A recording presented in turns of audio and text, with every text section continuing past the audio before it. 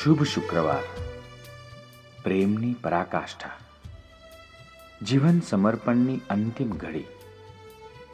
સર્વને કાજે અસત્યની સામે અવિરત ઝઝૂમી, અન્યાયી વિશાળ માળખાઓ અને શોષણની વિકૃત રીતોની વિરુદ્ધ અવાજ ઉઠાવી સત્તા, લાલચ, સંપત્તિ ને ભોગવિલાસમાં ખૂંપી રહેનાર ને અન્ય પરના આક્રમણથી સામાજિક, રાજકીય, ધાર્મિક વર્તુળમાં રહી પોતાનું સ્થાન જમાવનાર એવા ધર્મધુરંધરો સામે ને તેમની વિરુદ્ધ સતત પડકારરૂપ રહેવાને કારણે આ અસત્ય વિરુદ્ધના મહાયુદ્ધમાં અન્યાય અને અપમાનનો ભોગ બની સ્વનું સંપૂર્ણ દાન કરી જાતને નીચોવી નાખી મોતનો પણ સામનો કરવા તૈયાર થનાર આજે વધસ્તંભ ઉપર જીવન સમર્પણ કરી પ્રેમની પરાકાષ્ઠાનો અનોખો અનુભવ કરાવે છે.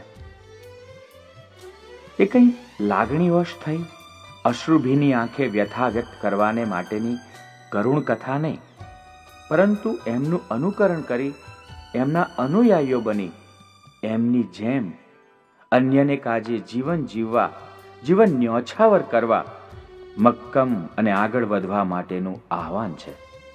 શુભ શુક્રવારનું મર્મ આ જ છે. શુભ શુક્રવારનો હાર્દ આ છે. અતિ વેગે વિનાશ તરફ ધસી જતી આ દુનિયાની વિકૃતિની વિચિત્ર રીતો અને તેમાં રહેલા શોષણ અને ભોગવિલાસના વિકરાળ સ્વરૂપો આજે પણ આપણી આજુબાજુ ઝેરીલા વાયુની જેમ જીવલેણ બની અન્યને, અન્ય સર્વને બાળીને ખાક કરી નાખે છે. સ્વાર્થ મારે છે અને અતિસ્વાર્થ જીવનને સંપૂર્ણ નિર્મૂળ કરવા મથ્યા કરે છે. નિસ્વાર્થ સેવા સર્વને જીવન બક્ષે છે.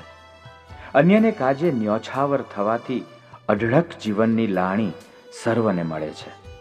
ક્ષણિક સુખને ખાતર અન્યને જીવનભર દુઃખી કરી તેમની લાચારીનો લાભ લઈ પોતાના અહમને સંતોષનાર અનેકાનેક આજે પણ આપણી વચ્ચે જોવા મળે છે.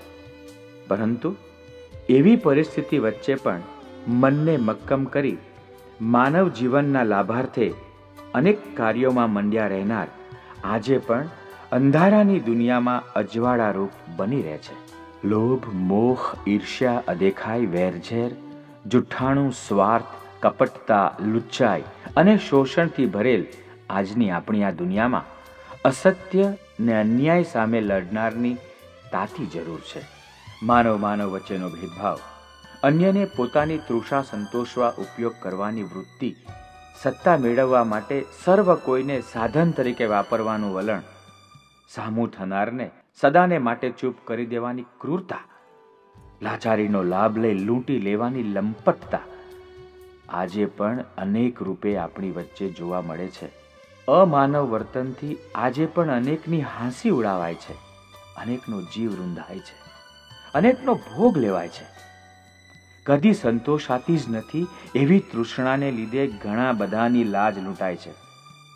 ક્યાં સુધી આમ ચાલ્યા કરશે? માનવતા ક્યારે શીખશે?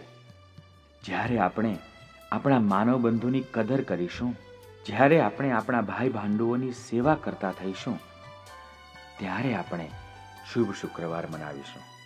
માનવ બંધુની સેવામાં જે મુશ્કેલીઓ અને હાડમારીઓ વેઠીશું તેનો મર્મ ને તેનું મૂલ્ય આપણને સમજાશે.